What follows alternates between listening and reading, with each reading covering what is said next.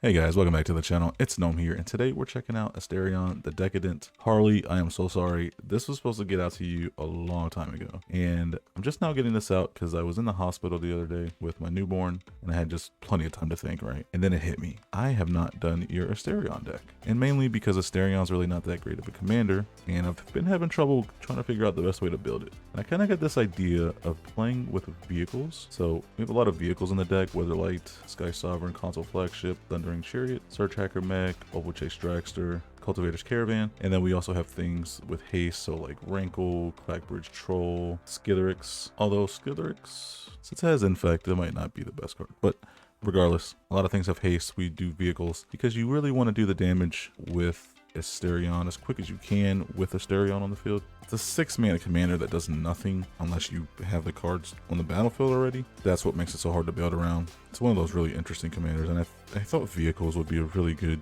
way to build around it, since vehicles stick around on the battlefield, and then when you play Astarion, it has 4 power, so it's really easy to crew with a lot of the good vehicles like Sky Sovereign and Weatherlight. Really hope you enjoy the deck. That's pretty much the gist of the deck, and the gameplay is going to speak for itself.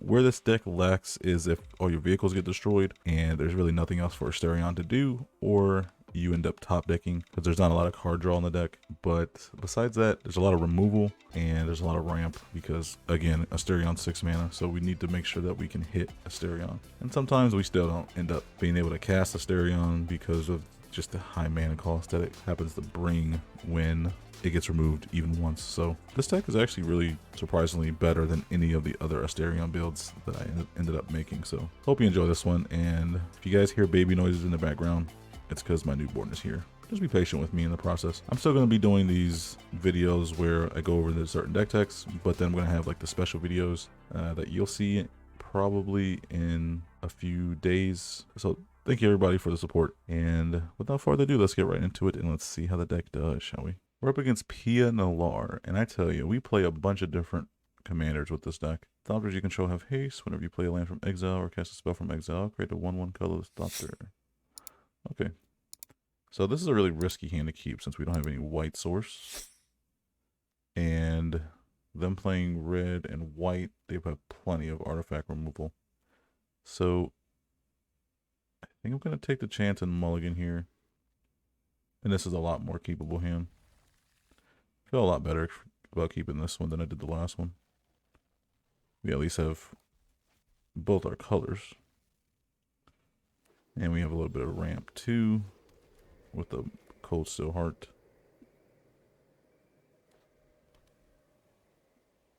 They play Pia Nalaar here. Alright. We'll play the Cold Steel Heart. Let's put this on black, since we have another Plains in hand.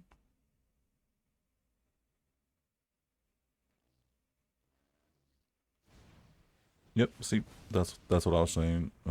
With that last hand, they might have artifact removal. That's why I didn't want to keep that last hand. Just rely on the key to the archive. So we'll actually ramp up here with the Cultivator's Caravan. Try to keep pace. But they don't hit no land drop. Oh yeah, they do. Okay. Yeah, sure. They were trying to see if they hit one off of their Reckless Impulse there. So let's play.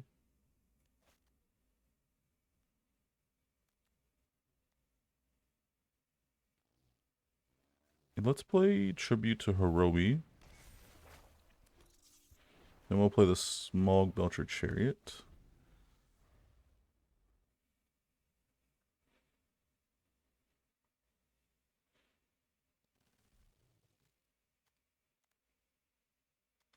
If they have a land, they can play the Chandra Torch of Defiance.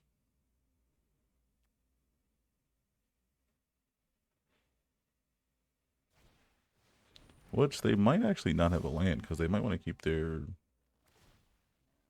They might keep their curve pretty low, so they might not run a lot of land. Alright, so we can play the Oval Chase Dragster. Then play the Blood Artist.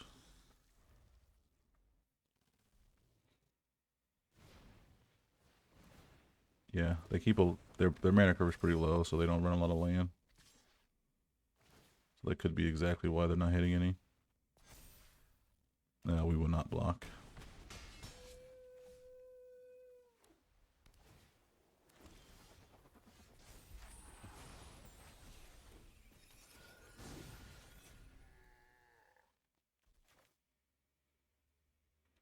So let's play the Pristine Talisman. Let's gain a life. Let's...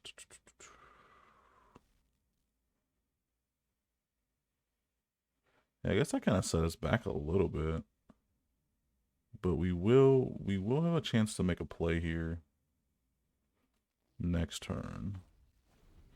Especially with the Blood Artist. The Blood Artist is going to gain us a lot of life. Unless they remove it. So with that, we'll actually crew this. Yeah, we'll crew this real quick. Since that's going to die, that gives us another creature.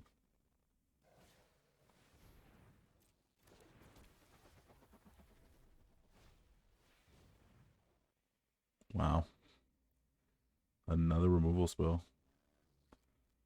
Okay. So we'll just do this.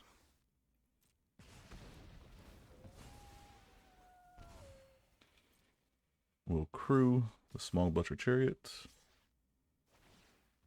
And do I want to block here? That's the question. That's 7 damage.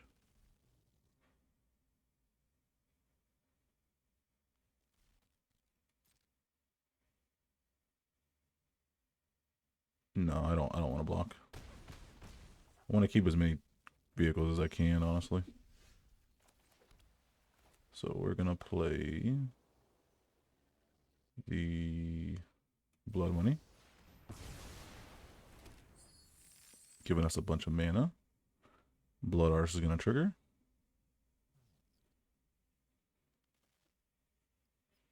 Unless opponent just straight up quits here. And it seems like they might have, because the timer has started. Timer usually doesn't start that early. Oh, okay. So we gain a bunch of life. And that's why Blood Artist is in the deck, for situations like that. Because I know a lot of times we're going to have to board wipe. So we end up playing Blood Artist and then board wiping, and then we end up getting a lot of life or dealing a lot of damage to them in the process. Alright, so here we go. We're going to play Astarion. And then we're going to... I'm actually going to crew that. We're going to swing because it has Menace. Give Astarion Menace. Do 3 damage, gain 3 life. We're going to have them lose 3 life.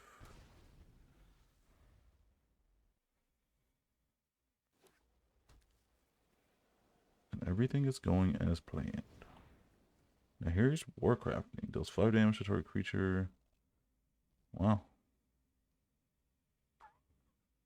Alright.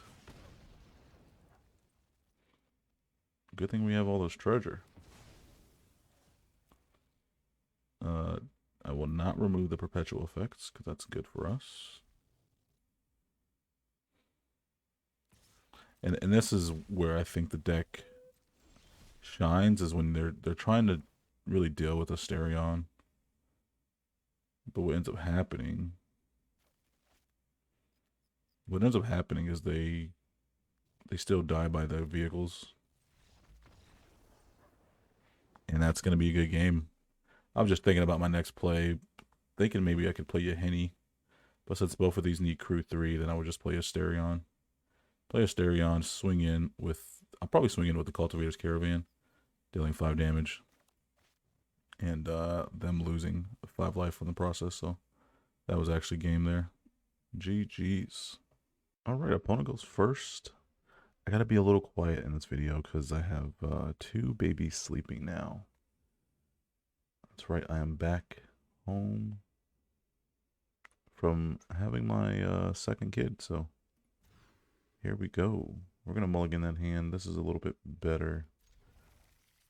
Doesn't help that they go first. We need ramp for sure. I think this hand's gonna help us a little bit. If you hear baby noises, please pay no mind. Baby is in my arms sleeping. And my son is in the other room. So I gotta be really quiet. It's really early in the morning. This is really when I can get my recording in, these types of videos. So please just bear with me.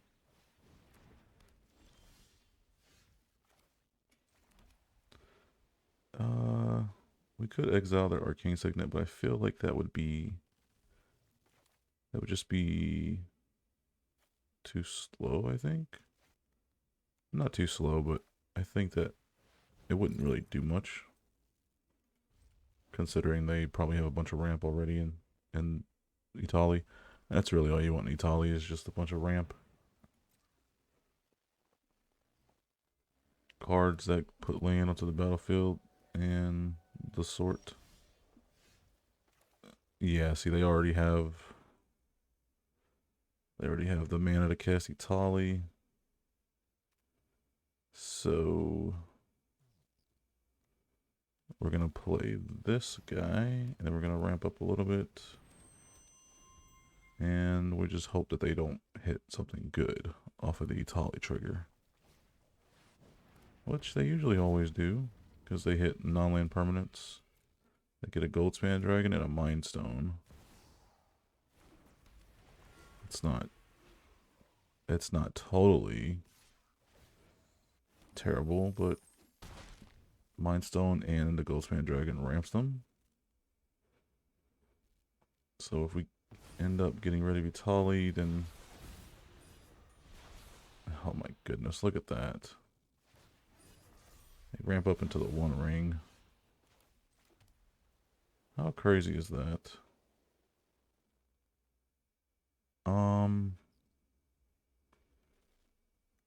This is the regular Goldspan Dragon too. So if we target it with the Legion, they get a treasure, which at this point, man, it's not really even a thing. Rankle can't do combat damage because they have protection, so that's out the question.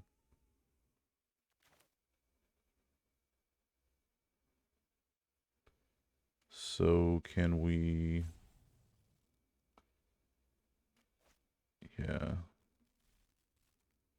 It's just not a good call around here. Anything we do here is just gonna be pretty much countered by anything. Not countered, but I don't think there's any way of getting around any Etali deck like this. We really shouldn't even be playing a deck like this. We could play Rankle, then crew this. Can actually give Rankle... I think I'd want to give Rankle Menace.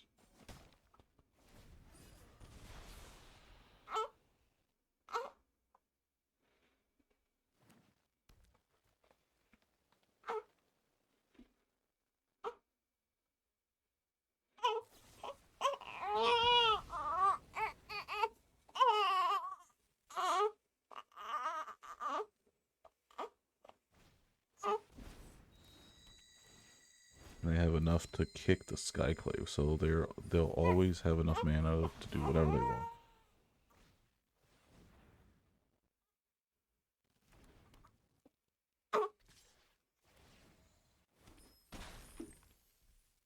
And that's probably going to be game.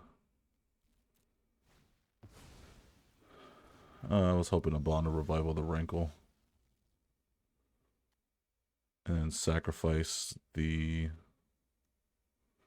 We might be able to Bond a Revival and then play a Henny. Yeah, let's do that.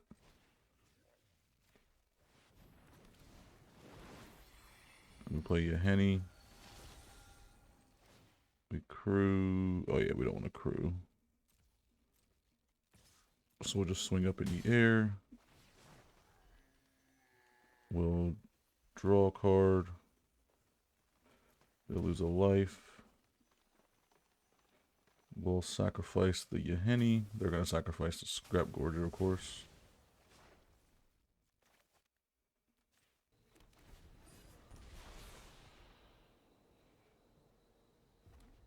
We play Etali here. And let's just hope they don't hit anything good. Might summon Weak Stone. Oh, so Rankle goes bye-bye. That's pretty annoying, I'm not going to lie. Them having all that removal. Yeah, I mean, they're going to end up killing us before they have anything to... I mean, they're gonna end up killing us before Etali even before they kill themselves with the one ring. Could do something like this. They have plenty of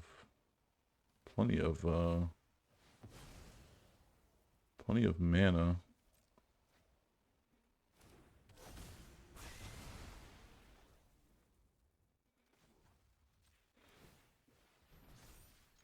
We swing in with the Guardian Idol, try to do as much damage as we can.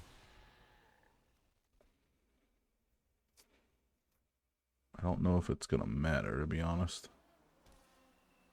They just have a ton of card advantage. A really strong card in Etali. Kogla Nidaro.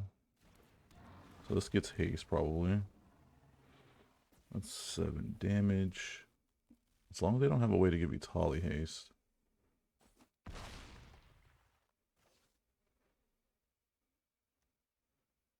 Oh, they could actually... No. I was gonna say they could actually give Etali... They could transform Etali, but the transform Etali doesn't have haste either, so that's actually not that bad.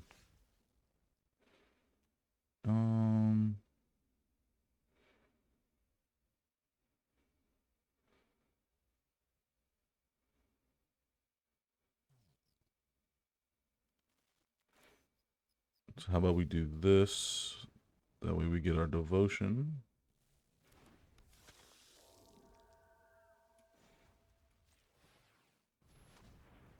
And we cast Astarion.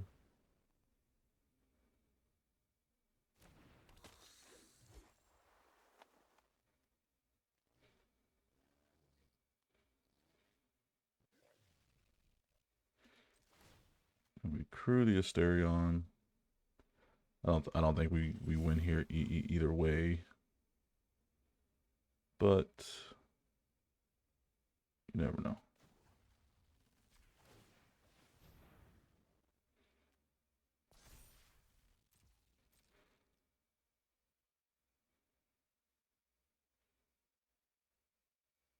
I'm actually surprised at how much of a fight this deck put up.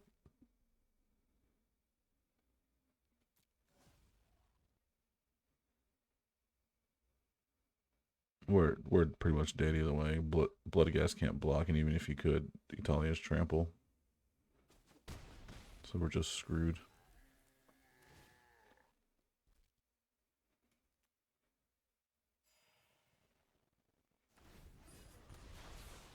No, I think I... Oh, I screwed that up.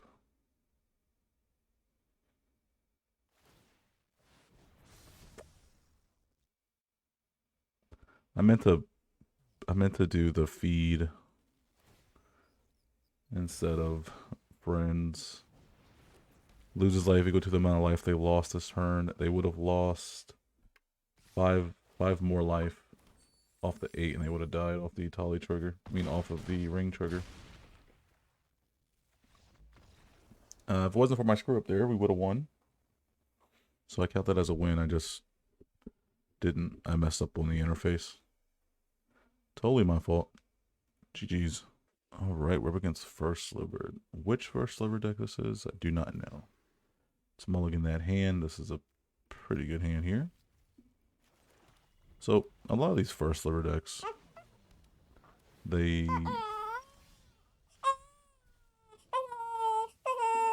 sorry for the baby noise in the background. A lot of these first sliver decks. Oh, you know what? We can play Dark Ritual and then we can play Worn Power Stone. So a lot of these first sliver decks, like I was saying, if I can finally complete my sentence, a lot of these are good stuff decks. I just want to cascade into something good. Which one this will be? Let's find out. We can play Soren here.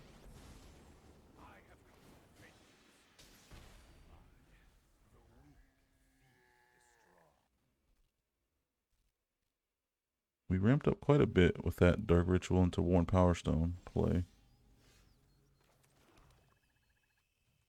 The Thundering Chariot has haste, so we can actually just play that next turn.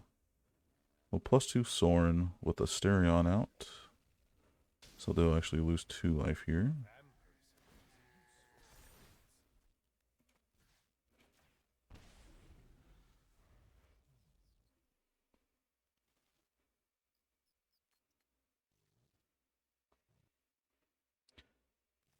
We actually might be able to play Thundering Chariot and Mirror Convert. Yeah, so let's +2 Soren. We'll do 1 damage to them. We'll play Thundering Chariot. Does it get countered? It does not. Then we'll play the Mirror Convert. Then we'll crew the Thundering Chariot with the Mirror Convert. We'll swing in.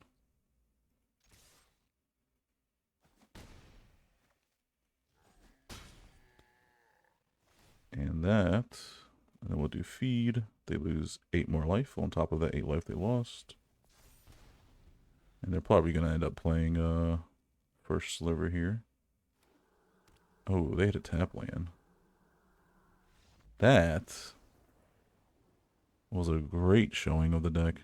That was a wow. We had just enough to beat them, didn't we? GG's. We go first. We're up against Yarok the Desecrated. And I think I'm going to keep this hand. It's not a bad hand. Got a black source, got a white source, got some ramp, got a vehicle. Not too bad. We don't have a turn 2 ramp spell, but you know what? That's okay. Can't always have everything in life you want.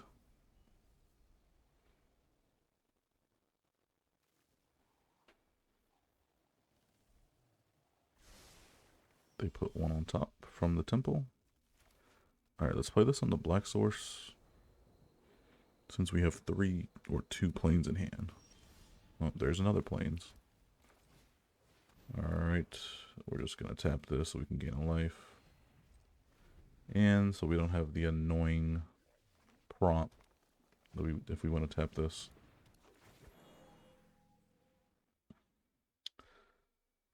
So Yarok is pretty scary. Although we can deal with it, honestly. It's really no big deal.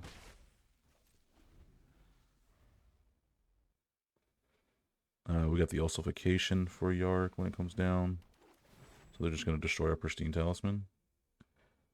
Probably would have wanted to save that for the ossification that's about to come down on your Yarok, my friend, but it's okay.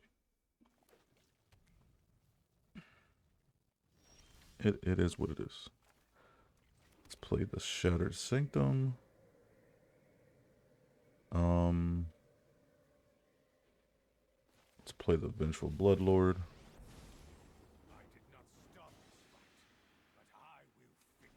And we'll +2. He has lifelink, but I think I'm gonna let them decide what they want to do. If they want to swing with the Rex Sage, I probably will kill the Rex Sage if they swing with it.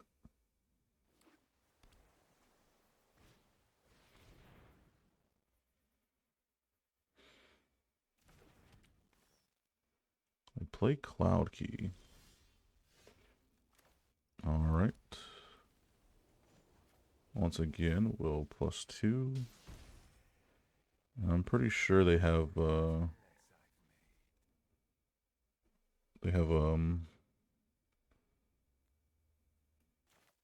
counter spell for a commander. Probably wash away.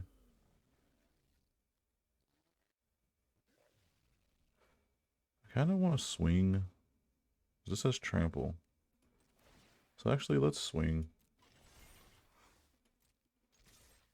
We gained a 6 life. It has trample, so it'll go through whatever blocks.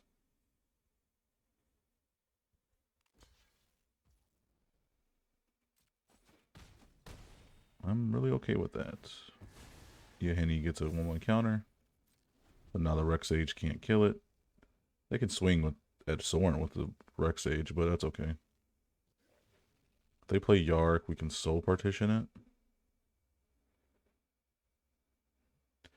The thing about these Yarok decks is they really, really want to get Yarok down to get the most value. They don't need to, though. And I think that's what a lot of players get wrong. Wow. Casualties of War. That kind of hurts. That really hurts. That sets us back a little bit.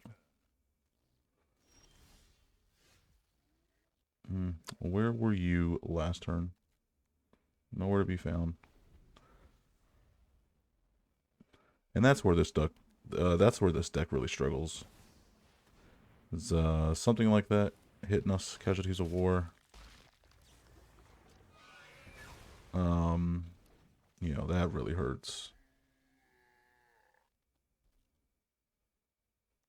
And we don't have a lot of card draw in the deck.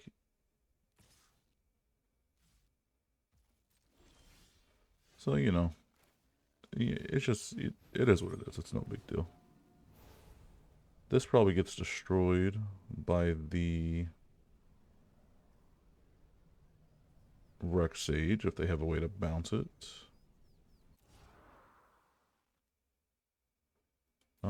We could return something to our hand, but I think Cross and Grip might actually be good. Let's get rid of the Fairy's Protection.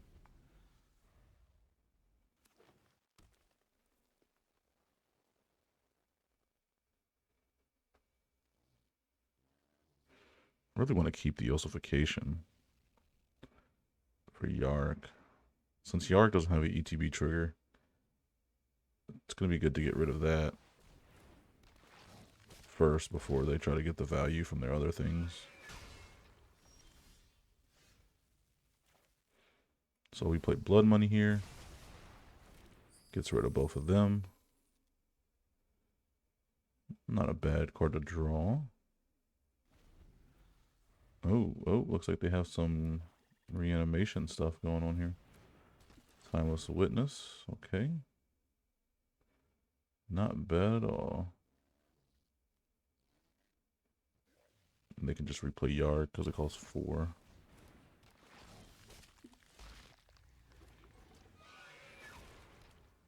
But we are not going to let him have the satisfaction.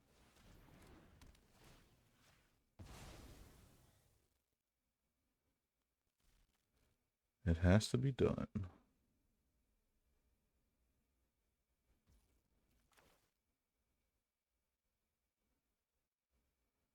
And do we play Astarion or do we Cross and Grip? I think I'm going to wait. I could play Astarion. There's no reason to, though, since no life loss was done last turn.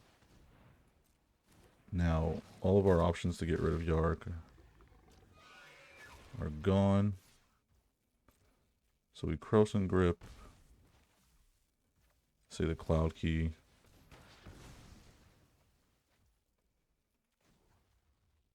You know what? I'm going to draw a card off of this Mind Stone.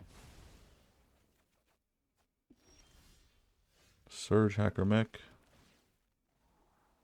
We don't need that land.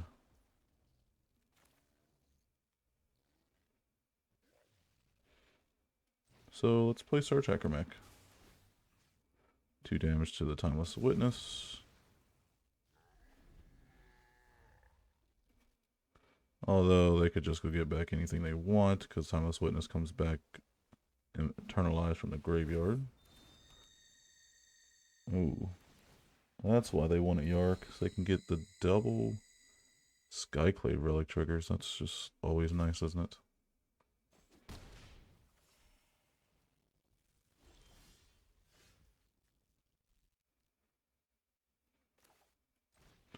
Let's hope they don't have no counterspell here.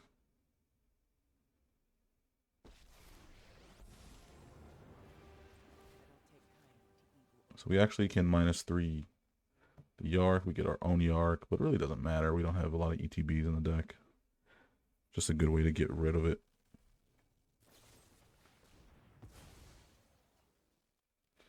Ah, very smart. They destroy their own Yarok. They're probably going to leave it in the graveyard because they can eternalize it with the Timeless Witness. And we don't get a copy, which I really wasn't worried about getting a copy. I just wanted to get rid of it, to be honest. River's Rebuke. You know, I'm not too mad about that. Because we can do this. He sends back the ossification to our hand, which is okay.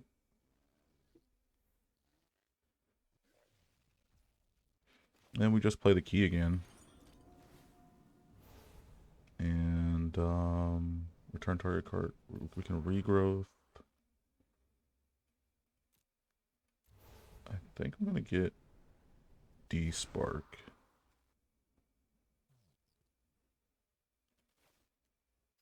Search Hacker Mech has Menace. But you know what? I'm going to get rid of the Search Hacker Mech. They are desperate for some cards. They got a lot of mana though, so once they hit whatever they need to hit, then it's gonna be a long day from there.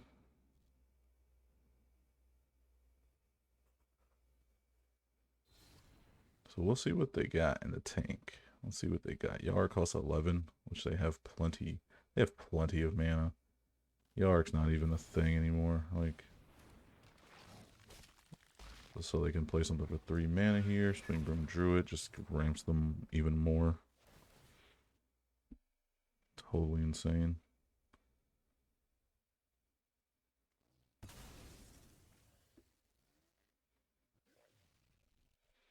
So, Spring Bloom Druid is good in a couple different ways.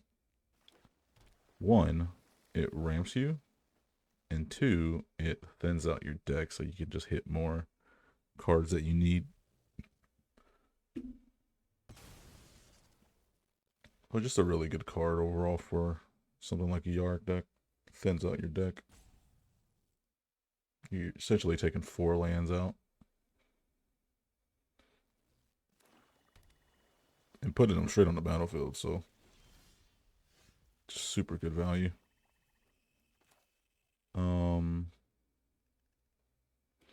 So let's play Kaya. We'll -3 the Yarok because they see the Kaya coming, so we can just get rid of the Yarok and go from there. Despark. I'm not going to despark anything. There's no point in desparking the. Oh well, I was going to say there's no point in desparking the Skyclave Relic, but we can't do that anyway because it's only spells with mana value 4 or greater.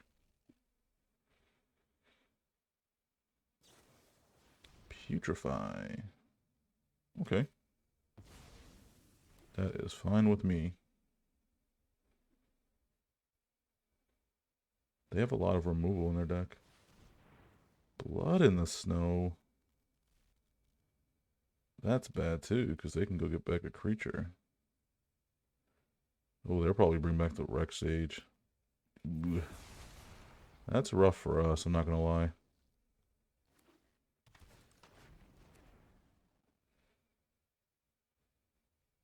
What are they going to bring back to their hand? Is it going to be a removal spell? Is it going to be River's Rebuke? Is it going to be Rex Sage? Casualties of War, maybe? It is going to be Casualties of War. And they can play it this turn, too. Yeah, it is what it is. They're going to wait to play it, too, I bet. Yeah, they're going to wait to play it till next turn. Timeless Witness. He didn't eternalize this, though.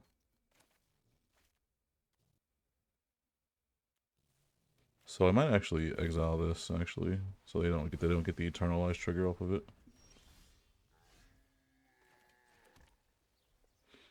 One, two, three, four, five, six, 7, 8. If I play this, there's really no point. The Casualties of War just destroys it.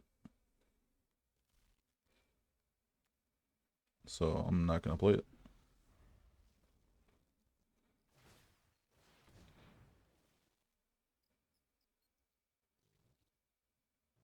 Look at that. Quandrix Campus coming in clutch. So scry to the bottom. That sucks for us. It means they can usually just scry one card away. Whatever they don't need. This is the time where having a vehicle would have been good.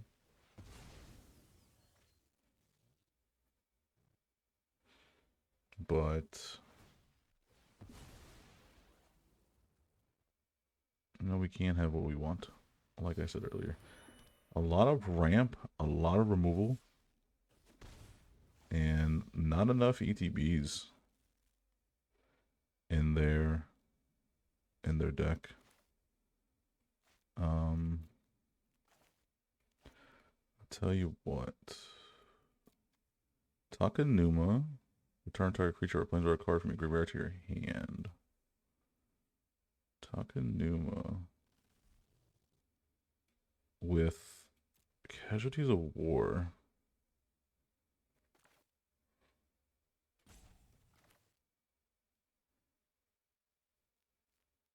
With Casualties of War, I need them to play that before I Takanuma. Because then whatever.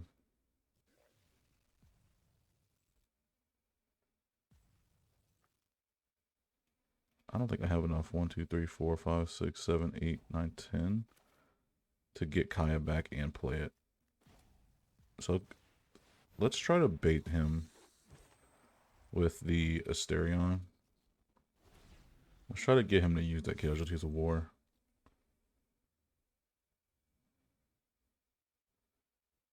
Because he can Casualties of War and then play Yarok. Because he has tons of mana. This game should have been over a long time ago. Just by the amount of mana he has. But I don't know. This Yarok deck doesn't seem like it's built for Yarok specifically. They have a lot of removal.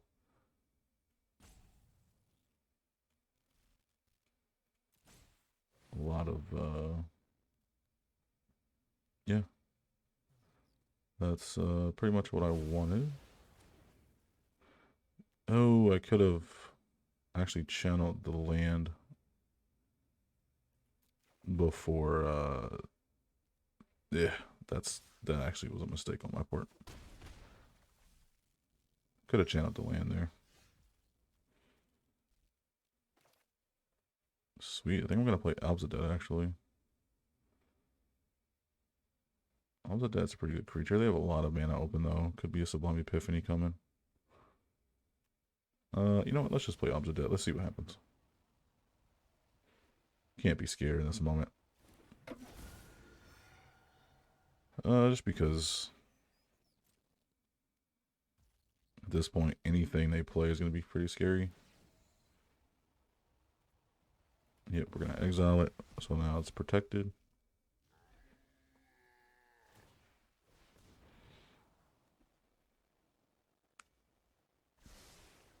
Ooh, one on top. Let's see what they get.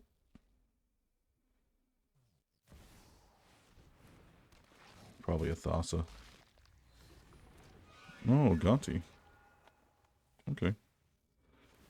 We get 2 of our cards. More card advantage for them.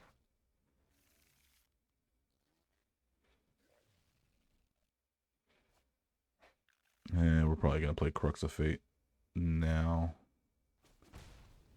Just because of, unless they have a way, unless they have Teferi's Protection, then that would just suck. We swing? Nah, we don't swing. I thought Obsidian had flying.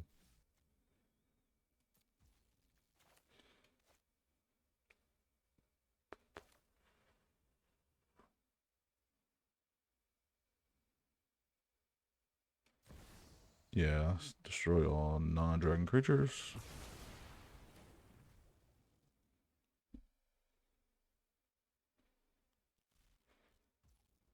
And it's going to be our turn.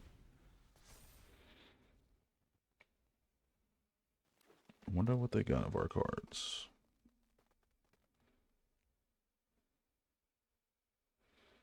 Oh, they left Yarok in the graveyard. That definitely can't be good.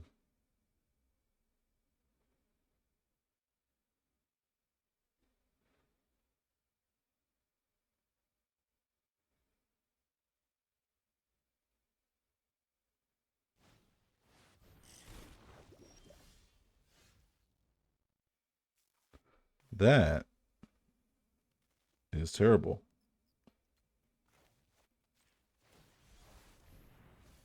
Yeah, that's just a game. I can't do anything about that. They have 20 mana on the field. That they won with a card from our deck. How ironic.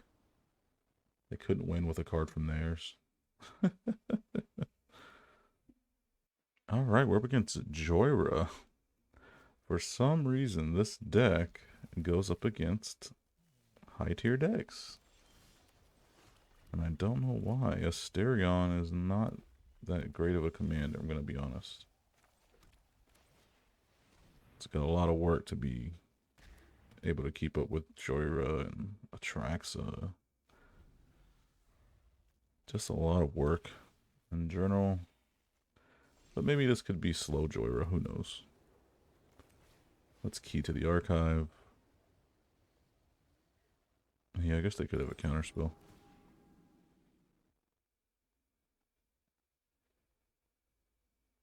They could have artifact removal as well. Counterspell, putrefy. I guess I'll go with the putrefy. More removal. Actually, I'm gonna get rid of it. We have plenty of removal in our hand already.